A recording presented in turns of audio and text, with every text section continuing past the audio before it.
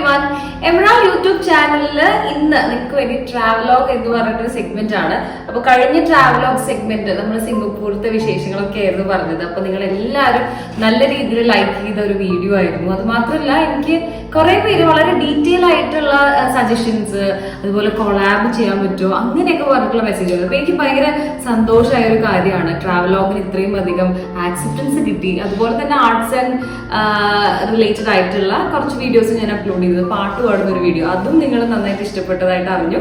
ഒരുപാട് സന്തോഷം. അപ്പൊ ഇന്ന് പുതിയ ഒരു വീഡിയോ ആയിട്ടാണ്. അപ്പൊ ഇന്നത്തെ വിശേഷം എന്ന് പറയുന്നത് ദുബായ് വിശേഷങ്ങളാണ്. കാരണം എന്താണെന്ന് വെച്ച് കഴിഞ്ഞാൽ ഞാൻ ആ 2 രാജ്യങ്ങളാണ് വിസിറ്റ് ചെയ്തിട്ടുള്ളത്. അപ്പൊ സിംഗപ്പൂരത്തെ വിശേഷങ്ങൾ നിങ്ങൾക്ക് ഇഷ്ടമായതുപോലെ തന്നെ ദുബായിലെ വിശേഷങ്ങളും നിങ്ങൾക്ക് ഇഷ്ടമാവുന്നതാണ് ഞാൻ പ്രതീക്ഷിക്കുന്നത്. അപ്പൊ ഓക്കെ, അപ്പൊ ഈ സ്ഥലം പോയപ്പോൾ തന്നെ അതെന്തിന്റെ ഭാഗമായിട്ടാണ്, ഏത് വർഷമാണ് പോയത്, ഇതെല്ലാം ഞാൻ പറയാം. ഒരു സ്റ്റോറി പോലെയാണല്ലോ. അത് ട്രാവലോഗ് എന്ന് പറഞ്ഞു കഴിഞ്ഞാൽ അവിടെ പോകേണ്ടത് എങ്ങനെയാണ്, എത്ര ബഡ്ജറ്റ് കണക്കാക്കണം, അങ്ങനെയല്ല. മറിച്ച് എന്റെ മെമ്മറീസും എന്റെ എക്സ്പീരിയൻസസും ആണ് ഞാൻ എമറാൾഡിൽ കൂടുതൽ നിങ്ങൾക്ക് വേണ്ടി ഷെയർ ചെയ്തത്. ഓക്കെ, അപ്പൊ ദുബായില് പോകാനായിട്ടുള്ള പ്ലാനിങ്, എനിക്ക് ഒരു വിഷ് ലിസ്റ്റ് ഉണ്ടാവുമല്ലോ നമുക്ക് കാണേണ്ട രാജ്യങ്ങൾ എന്ന് പറഞ്ഞിട്ട്. അപ്പൊ അതിലൊന്നും ഒരു രീതിയിൽ ഇല്ലാത്തൊരു സ്ഥലമായിരുന്നു ഒരു പക്ഷെ ദുബായ്. കാരണം എന്താണെന്ന് വെച്ച് കഴിഞ്ഞാൽ ഹസ്ബൻഡിന്റെ ബ്രദർ ബഹറിലായതുകൊണ്ട് ആളെ സംബന്ധിച്ച് അങ്ങനെ ഗൾഫ് കൺട്രീസിലൊക്കെ പോകണം, ടൂറായിട്ട് പോകണം, അങ്ങനെ ഒരു പ്ലാനേ ഇല്ല. ഇത്രയും വർഷമായിട്ട് ബഹറിലേക്കൊക്കെ വരുമോ എന്ന് എന്റെ ബ്രദറിലോ ഞങ്ങളുടെ അടുത്ത് ഫാമിലിയോട് ചോദിക്കുമ്പോഴും ഞങ്ങൾ പറയില്ല, അങ്ങനെ ഇല്ല, പ്ലാനിങ് ഇല്ല എന്നൊക്കെയാണ് പറയാറ്. അപ്പോൾ ഈ പ്രോഗ്രാമിന്റെ, അതായത് മിസ്സസ് ഇന്ത്യ എന്ന് പറഞ്ഞ പ്രോഗ്രാമിന്റെ ഭാഗമായിട്ടാണ് ഞാൻ ആ രാജ്യം കാണുന്നത്. അപ്പോൾ ആ സമയത്ത് ഈ ഒരു രാജ്യം എന്ന ഓഫറേ അല്ലായിരുന്നു, മറിച്ച് അവർ പറഞ്ഞിട്ടുണ്ടായിരുന്നു. അതായത് ഞാൻ 10th സീസണിലെ പാർട്ടിസിപ്പന്റ് ആയിട്ടാണ് പങ്കെടുത്തത് മിസ്സസ് ഇന്ത്യ വേൾഡ് വൈഡിൽ. അപ്പോൾ അന്ന് ഞാൻ ഇതില് ഫസ്റ്റ് ഇതിന്റെ കാണുന്നത് ഹേമമാലിനിയുടെ ഒരു വീഡിയോ ആണ്. അതായത് the world is calling U as A Queen എന്നൊക്കെ പറഞ്ഞിട്ടാണ്. അപ്പൊ ഹേമമാലിനി എന്ന് പറഞ്ഞു കഴിഞ്ഞാൽ നമുക്കറിയാലോ, അത്രയും അധികം ഭയങ്കരമായിട്ട് നമ്മളെല്ലാവരും എന്താ പറയുന്നത്, ഒരു ഡ്രീം ഗേൾ ഓഫ് ബോളിവുഡ് എന്നൊക്കെ പറയുന്ന ആളല്ലേ. അപ്പൊ അതുകൊണ്ട് തന്നെ ഞാൻ ഹേമമാലിനിയുടെ ഈ ഒരു അഡ്വർടൈസ്മെന്റ് കണ്ടിട്ടാണ് ഇതിലേക്ക് അപ്ലൈ ചെയ്യുന്നത്.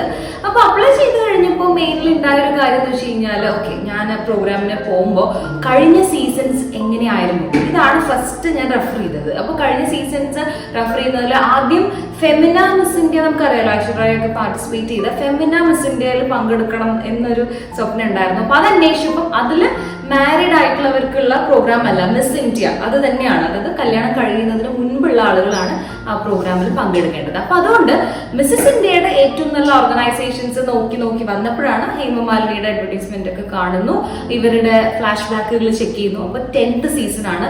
1 മുതൽ 9 വരെയുള്ള സീസൺസ് നടന്നു കഴിഞ്ഞിട്ടുള്ളതാണ്. വെന്യൂ നോക്കിയപ്പോൾ ഏതൊക്കെയാണ്, ഗ്രീസില്, സ്പെയിനില്, ഇതിലൊക്കെയാണ് കഴിഞ്ഞ വർഷങ്ങളിൽ ഈ പ്രോഗ്രാമിന്റെ ഫൈനൽസ് നടന്നിരിക്കുന്നത്. അപ്പൊ ഞാൻ കുറെ എക്സൈറ്റഡ് ആയിരുന്നു, ഇതിന്റെ ഓഡിഷൻ ഒന്ന് കൊടുത്തു നോക്കണം, ഫൈനലിന്റെ വെന്യൂ ഒക്കെ ഇങ്ങനെയൊക്കെ ആണെങ്കിൽ അതൊരു ഭയങ്കര അച്ചീവ്മെന്റ് ആയിരിക്കുമല്ലോ. പിന്നെ എന്ന് പറഞ്ഞു കഴിഞ്ഞാൽ നമ്മൾ വൺസ് മിസ്സസ് ഇന്ത്യയുടെ ഫൈനലിസ്റ്റ് ആയിട്ട് വരുമ്പോൾ ട്രാവലിംഗിന്റെ ഒരുപാട് സപ്പോർട്ടുകൾ ആ ഓർഗനൈസേഷൻസ് തന്നെ നമുക്ക് പ്രൊവൈഡ് ചെയ്യും. അതായത് നമുക്ക് സ്പോൺസേഴ്സ് വരും, അതുപോലെ തന്നെ നമ്മുടെ സ്വന്തം ചെലവിൽ പോകുന്ന, നമ്മുടെ സ്വന്തം ചെലവില്ല എന്നല്ല പറഞ്ഞതിന്റെ അർത്ഥം, മറിച്ച് നമുക്ക് കുറെയൊക്കെ ഫിനാൻഷ്യൽ സപ്പോർട്ടുകൾ വരും. കാരണം നമ്മളൊരു പ്രോഗ്രാമിന്റെ ഫൈനലിസ്റ്റ് ആയിട്ടാണ് പോകുന്നത്, അല്ലാതെ ഒരു ടൂർ പോകുന്ന പോലെയല്ല.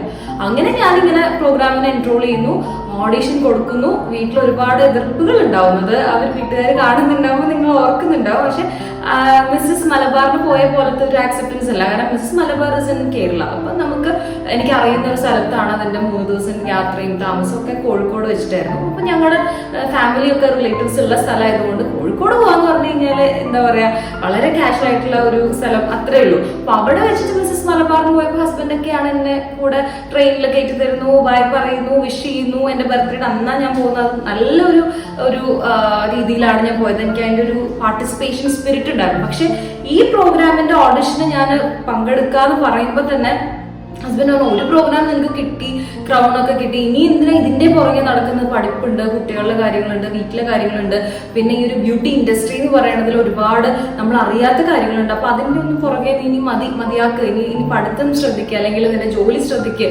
എന്റെ കാര്യങ്ങളും മക്കളുടെ കാര്യങ്ങളൊക്കെ പ്രയോറിറ്റി അല്ലേ എന്നൊക്കെയാണ് ചോദിക്കുന്നത്. അപ്പൊ ഞാൻ പറഞ്ഞു, ഇത് അതിനൊന്നും തടസ്സമല്ല, ഞാനതെല്ലാം ബാലൻസ് ചെയ്തോളാം എന്നൊക്കെ പറയുന്നുണ്ട്.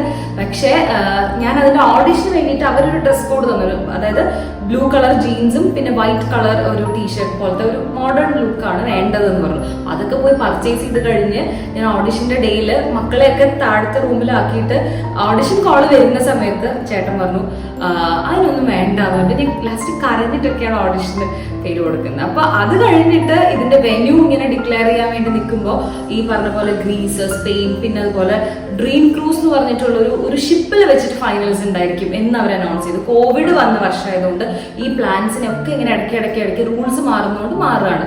അങ്ങനെയാണ് അവസാനം ദുബായ് എന്നൊരു ഡെസ്റ്റിനേഷൻ ഫിക്സ് ചെയ്യുന്നത്. ആ ഒരു ഡെസ്റ്റിനേഷൻ ഞാൻ എക്സ്പ്ലോർ ചെയ്തിട്ടില്ല ബൈ ദ വേ. എനിക്ക് ഈവൻ ഫോട്ടോസ് പോലും എൻ്റെ പേജിന്റെ ഭാഗമായി കിട്ടിയ ചില ഫോട്ടോസ് ഞാൻ ഈ ഒരു വീഡിയോയിൽ അറ്റാച്ച് ചെയ്യാം. എന്നാൽ പോലും ഞാൻ ഒരുപാട് ആ സ്ഥലം കണ്ടു. ബുർജ് ഖലീഫ പോലും ഞാൻ എൻജോയ് ചെയ്തു എന്ന് പറയാൻ പറ്റില്ല. ഞാനിങ്ങനെ ഞങ്ങളുടെ ക്യാബിൽ പോകുമ്പോൾ കണ്ടു, ഇങ്ങനെ ആ ഒരു കാറിൽ ഇരുന്നിട്ട് കണ്ടത് അത്ര തന്നെയുള്ളൂ. പക്ഷെ ഡെസേർട്ട് സഫാരി ഉണ്ടായിരുന്നു, പിന്നെ അവിടുത്തെ ഈ പറഞ്ഞ പോലെ ഈ ക്യാമൽ സഫാരി ഉണ്ടായിരുന്നു, മരുഭൂമിയിലുള്ള ഞങ്ങളുടെ ഗ്രൗണ്ട് റൗണ്ട് ഒക്കെ മരുഭൂമിയിൽ വെച്ചിട്ടായിരുന്നു.